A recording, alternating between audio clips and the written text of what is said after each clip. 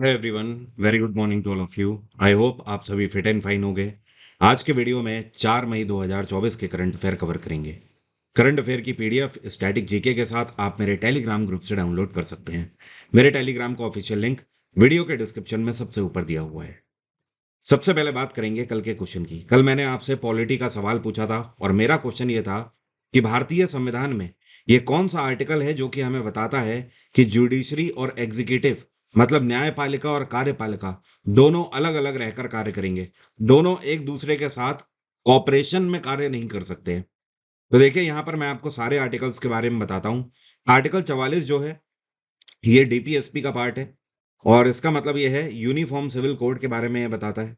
Article 48 ए भी DPSP का ही part है और ये बताता है कि हमारे आसपास पर्यावरण में जैसे कि वाइल्ड लाइफ सेंचुरीज हो गए, नेशनल पार्क हो गए, मॉन्यूमेंट्स हो गए, इन सभी को हमें सुरक्षित रखने की जरूरत है, being a good civilian of India. Article 50 भी डीपीएसपी का ही पार्ट है और यही बताता है कि न्यायपालिका और कार्यपालिका दोनों अलग अलग रहकर ही कार्य करेंगे, दोनों सेपरेट होकर ही कार्य करेंगे। क्योंकि आप खुद समझिए, जुडिशरी जो है ये इंडिपेंडेंट होनी चाहिए क्योंकि इसका काम है न्याय देना। और जो कार्यपालिका है इसमें पॉलिटिशियंस होते हैं। तो अगर पॉलिटिशियंस जुडिशरी के साथ मीटिंग करने लगे या फिर पॉलिटिक्स जुडिशरी के अंदर आ गया तो फिर कहीं ना कहीं जो एक तरीके से न्यायपालिका है उसके डिसीजंस हैम्पर होने लगेंगे। इस वजह से ये कानून का प्रावधान है आर्टिकल 50 में। तो हमारा आंसर सी है जिसमें आर्टिकल 50 के अंदर इसका प्रावधान है। बाकी आर्टिकल 52 जो है ये भारत के राष्ट्रपति के बारे में बताता है। क्या आप मुझे कमेंट बॉक्स में लिखकर बता सकते हो ये कौन सा आर्टिकल है जो कि भारत के राष्ट्रपति के ऊपर इम्पीचमेंट के बारे में बताता है? आप सभी में ऐसे वो स्टूडेंट जो कि स्टैटिक जीके में किसी भी तरीके से समस्या को फेस कर रहे हैं, आप मेरी इस किताब को आज ही अमेजोन से ऑर्डर करके अपने घर मंगा सकते हैं। आप किसी भी एग्जाम की तैयारी कर रहे हो, इस किताब में मैंने स्टैटिक जीके का कोई भी टॉपिक नहीं छोड़ा है। साथ में जितना भी डेटा दिया हुआ है वो सब आपको टेबुलर फॉर्मेट में मतलब टेबल की फॉर्मेट में दिया है जो कि बड़ी आसानी से आपको याद हो जाता है। इसके अलावा 1800 से ज्यादा टीसीएस पैटर्न पर आधारित मैंने आपको क्वेश्चन भी दिए हैं जो कि पिछले कई वर्षों में डिफरेंट डिफरेंट एग्जाम्स में स्टैटिक जीके के पूछे गए हैं और ये सारे सॉल्यूशन के साथ हैं। तो ये किताब आपके लिए वन स्टॉप सॉल्यूशन है। आपको पता है कहीं पर भी आपको स्टैटिक जीके की क्वेश्चन और टेबल्स और टॉपिक इन सारी चीजों के साथ किताब नहीं मिल सकती। इसमें मेरी मेहनत लगी हुई है काफी टाइम की। इसी वजह से मैंने इसे लेट लॉन्च किया है, लेकिन मैंने सोचा था मैं जब भी लॉन्च करूंगा एक फुल पैकेज की तरह लॉन्च करूंगा कि इसके अलावा आपको कोई जरूरत ही ना पड़े। और हिंदी और इंग्लिश ये दोनों में अवेलेबल है और दोनों के लिंक वीडियो के डिस्क्रिप्शन में है। अब शुरू करते हैं करंट अफेयर। भारत सरकार ने फैसला लिया है कि ये बांग्लादेश में कितने सिविल सर्वेंट्स को अगले 5 सालों में ट्रेनिंग देंगे। तो देखिए पहली बार नहीं है, साल 2014 में भारत और बांग्लादेश के बीच में पहली बार ये पैक्ट साइन हुआ था कि बांग्लादेश के जो ब्यूरोक्रेट्स हैं मतलब जो वहां के आईएएस अधिकारी हैं उनको भारत में ट्रेनिंग दी जाएगी। बांग्लादेश सरकार ऐसा चाहती थी। फिर धीमे-धीमे करके 2 सालों के लिए, 3 सालों के लिए, 5 सालों के लिए इस तरीके से जो एग्रीमेंट है वो रिन्यू होता रहा। अब जो एग्रीमेंट है वो 2025 में एक्सपायर होने वाला है। तो 2025 से लेकर 30 तक के लिए ये फैसला लिया गया है कि बांग्लादेश के 1500 ब्यूरोक्रेट्स भारत में ट्रेंड किए जाएंगे भारत सरकार की तरफ से। और बांग्लादेश की इस टाइम पे प्रधानमंत्री हैं शेख हसीना। क्या नाम है? शेख हसीना। इनकी पार्टी का नाम है अवामी लीग और यहाँ के प्रेसिडेंट हैं मोहम्मद शहाबुद्दीन चुप। भारत सरकार के द्वारा हाल ही में पेट्रोलियम क्रूड ऑयल में मतलब जो कच्चा तेल है उसमें विंडफॉल टैक्स को कितना कम कर दिया गया है। तो भारत सरकार ने कच्चे तेल में 8400 रुपए करीब करीब कट डाउन कर दिए हैं। मतलब 8400 रुपए अगर डॉलर में देखा जाए तो $100 करीब होता है। तो $100 जो अभी तक टैक्स लगा हुआ था उसको सीधे कम कर दिया है। इससे पहले जो क्रूड ऑयल है उस पर 9600 रुपए लग रहा था ये टैक्स, लेकिन अब इसे घटाकर 8400 कर दिया गया है। अब में से कई लोगों के दिमाग में आ रहा होगा ये विंडफॉल टैक्स होता क्या है। और देखिए ये जो घटोतरी करी गई है ये पर मीट्रिक टन की यहाँ पर बात हो रही है क्रूड ऑयल की। अब देखिए विंडफॉल टैक्स का मतलब क्या है। विंडफॉल टैक्स उसे बोलते हैं, पहली चीज तो इसमें टैक्स बढ़ाया नहीं जाता है, घटाया जाता है। अब आप खुद सोचिए सरकार टैक्स कब लगाएगी और कब घटाएगी। सरकार हमेशा टैक्स तब ज्यादा लगाती है जब सरकार को राजस्व में नुकसान हो रहा हो, लेकिन जब सरकार को फायदा होता है राजस्व में तो उस केस में सरकार टैक्स को घटा देती है। तो इसका मतलब यह है कि कच्चे तेल की कीमतों में सरकार को फायदा हो रहा था, रेवेन्यू इससे अच्छा जनरेट हो रहा था और जो डील्स अभी तक मिल रही थी दूसरे देशों से, वो काफ़ी अच्छी मिली हैं जिसकी वजह से फ़ायदा हुआ है और सरकार ने अब इसमें जो टैक्स है, उसको $100 घटा दिया है पर मीट्रिक टन। और ऐसा हुआ क्यों? ऐसा just because of Russia Ukraine war. आपने कई बार सुना होगा मेरे मुँह से भी कि पिछले कई टाइम से आप देख रहे हो 2 साल से रशिया यूक्रेन वॉर चल रहा है, जिसकी वजह से जो एक डिप्लोमेसी ट्रायंगल बन रहा है, उसमें रशिया से हमें काफ़ी सस्ता तेल मिला है क्योंकि रशिया का तेल इस टाइम पर दुनिया में कोई भी यूरोपियन कंट्री खरीदने को तैयार नहीं है, क्योंकि रशिया के अगेंस्ट पूरा नाटो खड़ा हुआ है, ये तो आपको पता ही है और नाटो फेवर में है यूक्रेन के। तो जाहिर सी बात है, कोई भी यूरोपियन कंट्री उधर रशिया से तेल नहीं खरीद रहा है, तो इसका फायदा भारत को मिला। भारत को रशिया ने सस्ते दामों में क्रूड ऑयल दिया है। वर्ल्ड टूना डे कौन से दिन मनाया जाता है? ये दिवस हर साल 2 मई को मनाया जाता है। यहाँ पर टूना का मतलब है मछली। ये मछली की एक प्रजाति होती है जो कि समुद्र में पाई जाती है और इस मछली की डिमांड पूरे वर्ल्ड भर में कई सारे देशों में बहुत ज़्यादा है। और इन्हीं सारी चीज़ों को देखते हुए, क्योंकि इस मछली की तादाद कुछ घटती भी जा रही थी, इस वजह से साल 2016 में यूनाइटेड नेशंस जनरल असेंबली ने ये फैसला लिया कि अब से हर साल 2 मई को वर्ल्ड टूना डे मनाया जाएगा। इसका मेन उद्देश्य ये है कि टूना मछली का उत्पादन ज़्यादा से ज़्यादा किया जाए। भारतीय सेना ने पुनीत बालन ग्रुप के साथ एक पैक्ट साइन किया है और इनके साथ मिलकर कॉन्स्टिट्यूशन पार्क की स्थापना भारत के कौन से शहर में करी है? तो इंडियन आर्मी ने पुनीत बालन ग्रुप के साथ मिलकर भारत के पुणे में एक नया पार्क खोला है जिसका नाम कॉन्स्टिट्यूशन पार्क रखा गया है। अब देखिए ये पार्क का मतलब क्या है? इस पार्क के अंदर दरअसल जगह जगह पर जो हमारे फंडामेंटल ड्यूटीज हैं, ठीक है, मतलब जो मौलिक कर्तव्य हैं जो कि हर एक भारत जो भी भारतीय है, एक गुड सिविलियन ऑफ इंडिया है, हर एक भारतीय की ड्यूटी होती है उन सभी फंडामेंटल ड्यूटीज को मानना। अब ये ड्यूटीज क्या क्या है? अब देखिए इसका मतलब क्या है? इसमें जैसे कि फंडामेंटल ड्यूटीज हो गया, फंडामेंटल राइट्स हो गए, इन सभी को इलेबरेट किया गया है इस पार्क में। बहुत अच्छे से फ्रेम लगाकर इस तरीके से बताया गया है ताकि जो भी इस पार्क में जाए घूमने के पर्पज से, उसे हमारी फंडामेंटल ड्यूटीज और फंडामेंटल राइट्स पढ़ने को मिले। इससे क्या होगा कि लोग जागरूक होंगे।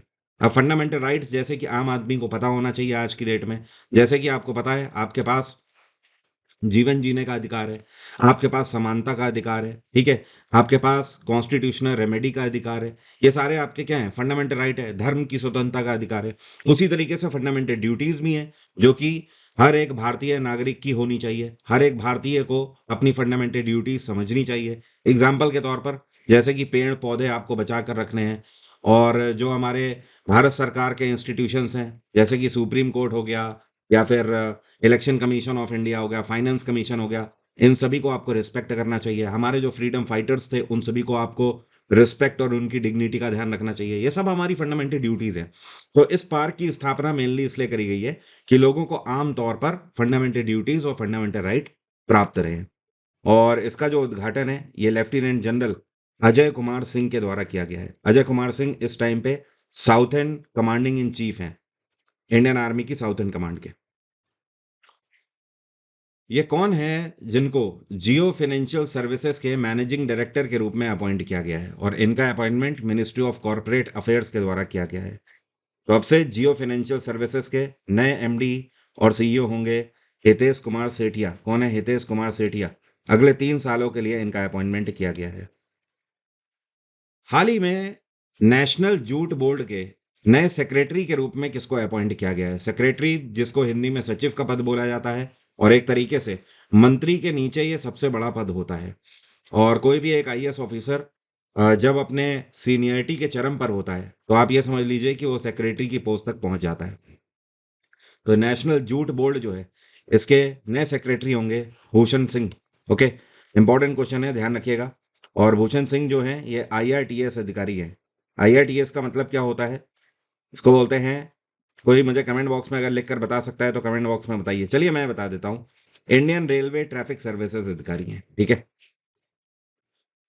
इनमें से ये कौन सा देश है जिसके साथ भारत सरकार ने पैक्ट साइन किया है फार्मा, एग्रीकल्चर और फूड प्रोसेसिंग को लेकर? फार्मा मतलब मेडिकल फील्ड की बात हो रही है, एग्रीकल्चर मतलब कृषि की बात हो रही है और फूड प्रोसेसिंग का मतलब यह है कि जो भी पैदावार करी जाती है उसको पैकेजिंग आइटम तक पहुंचाना, वो कई सारे प्रोसेस से होकर गुजरती है।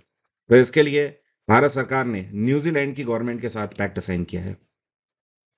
तो न्यूजीलैंड के साथ मेडिसिन का भी हम आदान प्रदान करेंगे, एग्रीकल्चर का भी करेंगे और फूड प्रोसेसिंग का भी आदान प्रदान करेंगे। इसमें स्पेशली जो पैक्ट साइन किया गया है वो एग्रीकल्चर के अंदर कीवी को लेकर किया गया है।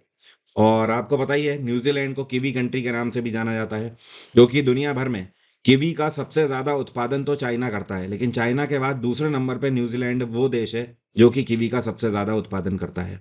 और न्यूजीलैंड से ही भारत ज़्यादातर कीवी को इम्पोर्ट करता है। इसी वजह से आपने देखा होगा कीवी एक ऐसा फल है जिसकी कीमतें भारत में काफ़ी ज़्यादा होती हैं, क्योंकि ये एक तरीके से बहुत दूर से आता है, ओशिनिया कंट्री से। और न्यूजीलैंड की कैपिटल है वेलिंगटन। न्यूजीलैंड के प्राइम मिनिस्टर हैं क्रिस्टोफर लक्सन। क्या नाम है इनका? Christopher Luxon. और इनका नाम आप ज़रूर ध्यान रखें, क्योंकि पिछले साल ही ये न्यूजीलैंड के प्रधानमंत्री बने हैं। ये कौन सा बैंक है जिसके साथ बेंगलोर की एक फाइनेंस कंपनी है जिसका नाम है एएनक्यू फाइनेंस, इन्होंने पैक्ट साइन किया है और दो क्रेडिट कार्ड लॉन्च किए हैं। एक का नाम है पी और दूसरे का नाम है फी। तो पी और फी, ये दो क्रेडिट कार्ड लॉन्च किए गए हैं यस बैंक के द्वारा। आप समझते हैं ये दो क्रेडिट कार्ड किस तरीके से काम करेंगे। जो पी क्रेडिट कार्ड है, ठीक है, ये डोमेस्टिक पर्पस के लिए लॉन्च किया गया है। मतलब कहने का, आप भारत के अंदर ही इसका यूज कर सकते हैं, इसकी फैसिलिटीज उठा सकते हैं।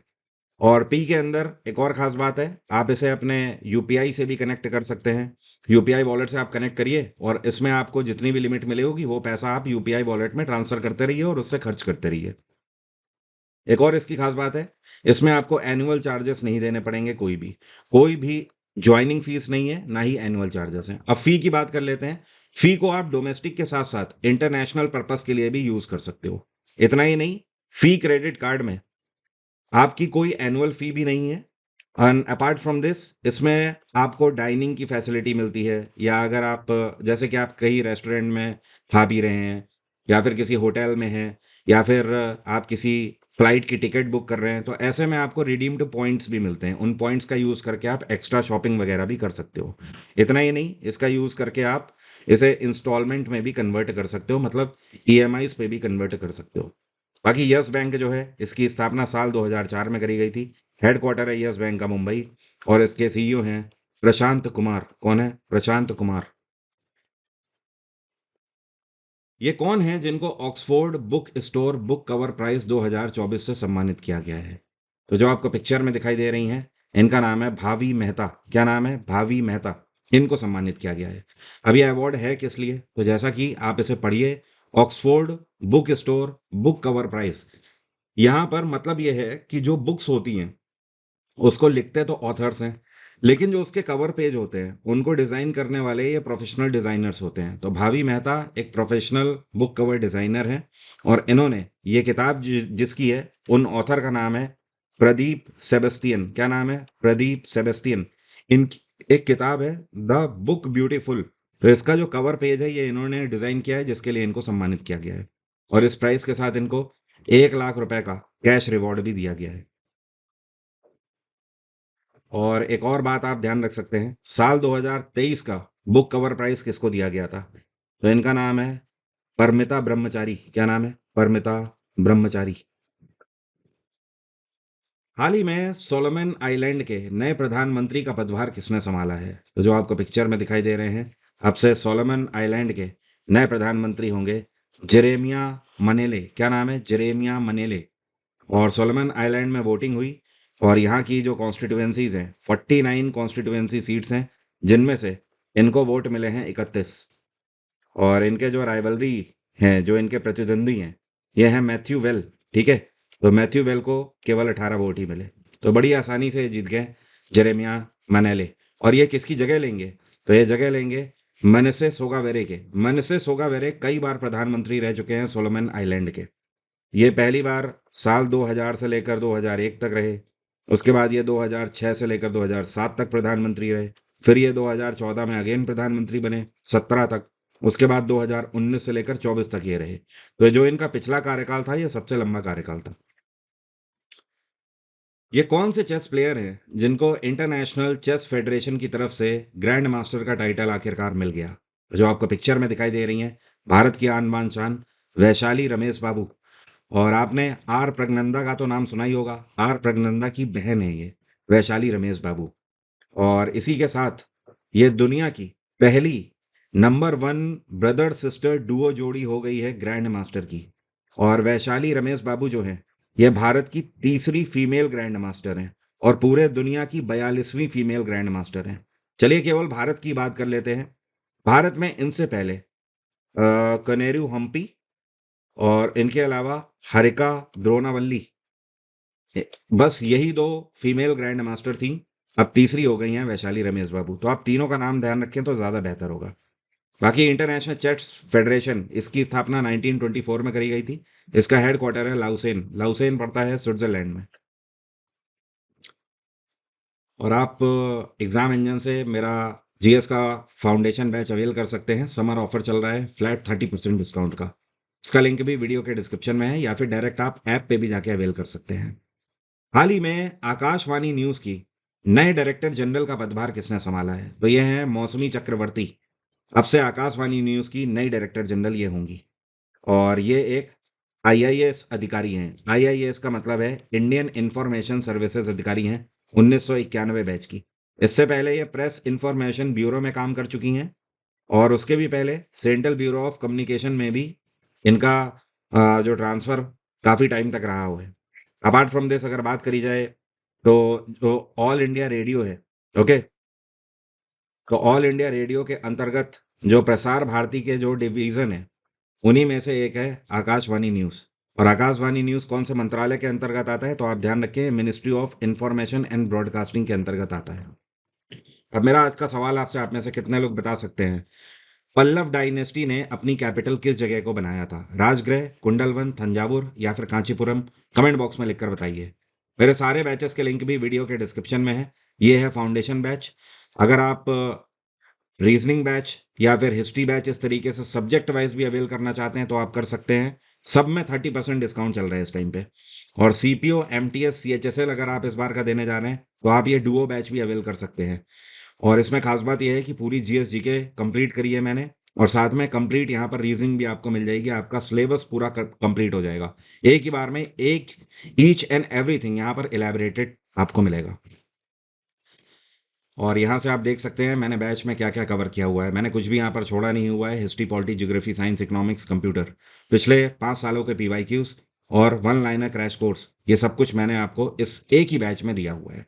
ऐसा फुल पैकेज आपको कहीं पर भी नहीं मिलने वाला है, क्योंकि मुझे पता है जीएस में सबसे बड़ी चीज़ है रेलेवेंसी।